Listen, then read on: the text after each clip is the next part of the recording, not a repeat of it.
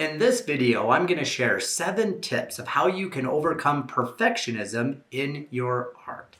So here's a question for you. Is one of your biggest struggles in art trying to make everything look perfect? Maybe you hesitate to use that nice sheet of watercolor paper because you're afraid of messing it up, or you even buy multiple sketchbooks but you never draw in any of them because you just don't want to ruin the pages. You're basically too scared to start. If that sounds familiar, please listen up. In that case, you're probably a bit of a perfectionist yourself. So in this video, I'm going to share 7 tips and my personal observations to help you break free from perfectionism. The good news is by the end of this, you should be able to enjoy your art again and finally let go of those unrealistic expectations holding you back. And if you stick around to the end of the video, I'll even share a couple of bonus tips for you as well. Welcome to the channel. If you're new here, my name's Lane. I'm an artist for the past 15 years. I've been turning my favorite hobby into my full-time profession. I love helping people learn to paint in watercolors and other art mediums. So if you struggle with perfectionism in your art, I admit I'm a bit of a perfectionist myself, but I think this goes hand in hand with my introverted nature. Here's a question. What is perfectionism? Perfectionism is the refusal to accept any standard short of perfection. So why can it harm your art? Well, ask yourself this question. Why does art need to be perfect? I like to concentrate on details and get into the specifics of a subject. I also think in some ways this makes me better at certain things, but perfectionism in art isn't necessarily a good thing. At best, it can be very time-consuming, and at worst, it can stop you from doing anything at all. So over the years, I've learned to be less of a perfectionist with my watercolor painting and art projects, and I concentrate less on the details. Now, my hope is that this will be able to help you be able to enjoy painting or drawing and not have to worry so much about these specifics. So today I thought I would share my ideas and personal insights about how to overcome being such a perfectionist. Number 1, suggestion is better than accuracy. I think one of the first things that helped me free myself from perfectionism in art is realizing that my artwork looks better when things are suggested rather than painted with absolute accuracy. You'll be surprised how the human eye fills in the detail. I think, yes, the power of suggestion can make artwork so much more interesting. It's like when you paint the soft edges and only suggest the shape of an object and leave room for the viewer's imagination to fill in the rest. Watercolor by nature is a fluid medium. It flows. If you try to control every detail in watercolor, it can feel like trying to hold water in your hands. Instead, I try to embrace the unpredictability, sometimes leaving things unsaid in your paintings and letting the viewer's imagination fill in the gap can have a far more powerful effect than hyper-detailed. With precision in my early artwork, I would actually spend hours drawing every blade of grass and every hair upon a subject's head. Now I find pleasure in just suggesting things and letting the painting do the rest. Number 2 is enjoy loose painting. Letting go of the details led to enjoyment with a more loose painting style. It's possible to portray a subject with just a few simple strokes. I no longer feel compelled to capture every little thing. Actually, I prefer to concentrate on a few well-brushed strokes of color and try to make my artwork more convincing. I think looser painting brings a sense of freedom, which if you think about it is especially important with watercolor, where the beauty lies in the transparency, in the flowing movement of pigments on paper.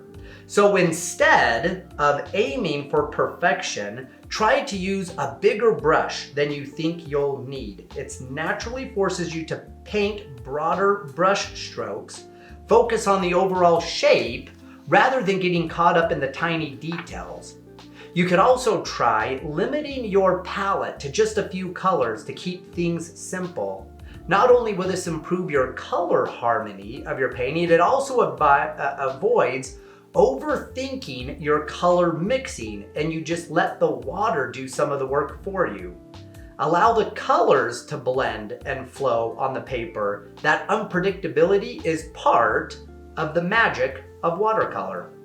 Number 3 is embrace being impatient. So let me ask you this. Do you really want to spend days painting a single watercolor only to get bored with the process and never actually finish the artwork?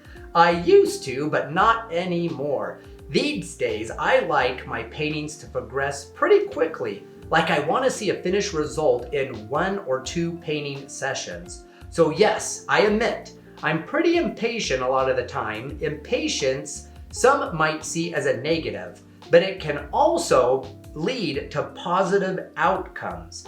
This impatience is also why I trace a quick outline for my subjects instead of spending forever drawing them by hand. And let me tell you, tracing is not cheating. There's so much more that goes into making a good painting, so don't ever think tracing means you're not being creative. It just is saving you time for the fun part. I also find watercolor leads itself to quicker painting approaches. It dries fast, and if you're impatient like me, you can even use a hair dryer to speed things up. I guess this desire for quick results helped me fight perfectionism because it forces me to accept the unpredictability of watercolor.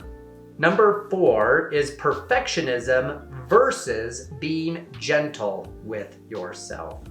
It's no fun being hard on yourself. I admit, I am one of my worst critics when it comes to my art. I used to be extremely critical over my paintings that didn't turn out the way I had imagined, but I realized that this constant self-criticism is simply holding me back. Yes, things could always be better, but if you look at a finished painting, you think to yourself, I could have done better, or I see that mistake, then be okay with it. That's great because that's how you progress. Someone once said to improve at anything, you have to double your rate of failure. Each little mistake leads to learning and progression, so now I remind myself that mistakes are part of the learning process. Watercolor can be unpredictable, and rather than beating myself up, trying to approach each painting session with kindness. So give yourself permission to make mistakes, or you can carry on being a grumpy critic. The choice is yours. So, for example, you could try this. If progress is something you're striving for, try painting the same subject several times. After each painting, take a step back and think about what you would do differently.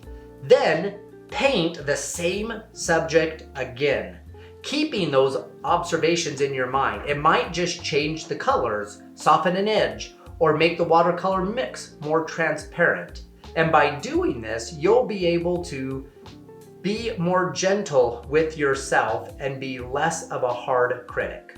Number 5 is the blank page problem. If you're the kind of person who loves the idea of a brand new sketchbook or purchasing brand new fancy watercolor paper, but fear overcomes you from ever actually starting a painting, then you are aware of the blank page problem. The fear of messing up that perfect page is what stops you in your tracks. So here's what happens. You end up with a pile of untouched sketchbooks or watercolor pages that have just never been started. The key to getting past this is just letting go of the idea that everything has to be perfect. Give yourself permission to fill in the pages, even if things don't go exactly as planned. You can even write on a note giving your permission, and you can put it on your desk and you can read it, letting you know it's okay to start a project. Other ideas that I've done to help is you could also start with cheaper watercolor paper for practice, Or you can take your good watercolor paper, cut it into different sizes, and practice on smaller pieces. This way it takes the pressure off, and you don't have to feel like you're ruining a large piece of watercolor. You could just practice on smaller ones. But the important thing is to begin and start. Number 6 is remember to embrace happy accidents. This one relates more to watercolor paints, but I guess it could also apply to oil and acrylics as well. One of the most beautiful things about watercolor is the unexpected way it behaves on paper. Colors will combine together, creating interesting blends that couldn't be possibly planned. These happy accidents are something that I've come to greatly appreciate. When I let go of the need to control, I simply embrace the surprises in my paintings, and in a way they come to life that I didn't anticipate, this being one of the greatest ways to beat perfectionism. So what you need to do is acknowledge that not everything needs to be controlled. In fact, sometimes the best part of your art often happens by chance. You did it. You finally made it to number 7. Congratulations. Number 7 is done is better than perfect. Progress feels better than standing still. I think we all crave a sense of accomplishment, and I've discovered that getting something done, even if it's not perfect, is better than not starting at all. If you're always chasing perfection, you'll find you never actually finish anything. I used to fall into this trap all the time, spending hours fussing over less important details, but at some point you've got to decide to get things done, and honestly, it feels so much better to have done some painting or drawing, even if it isn't perfect or flawless, compared to not even starting or having work that's half done. So perfection is overrated. And anyway, sometimes it's a little imperfections that make your artwork unique. So try to remember that done is better than perfect. Okay, I promised you at the beginning that if you stuck around to the end of the video, I would have a bonus tip for you as well. My bonus tip is make art every day. Yes, I know lots of artists advise this, like you have to practice every day to get better at drawing or painting or whatever, but there's a good reason I include this tip in this video. Practicing your art frequently makes your art seem less precious, and consequently, it takes the stress out of making things that are perfect. I hope that makes sense, that if you practice more often, you'll be less worried of it being perfect. So simply get into the habit of making art regularly. If you find that more you create, the more confident and relaxed you'll become. It's not about perfection, it's about enjoying the process and letting your skills develop naturally over time. Hi, thanks so much for watching. Hopefully this video about 7 tips to overcoming perfectionism in your art has helped. Please consider subscribing, hitting that like button, and I'll see you in the next video. Enjoy painting.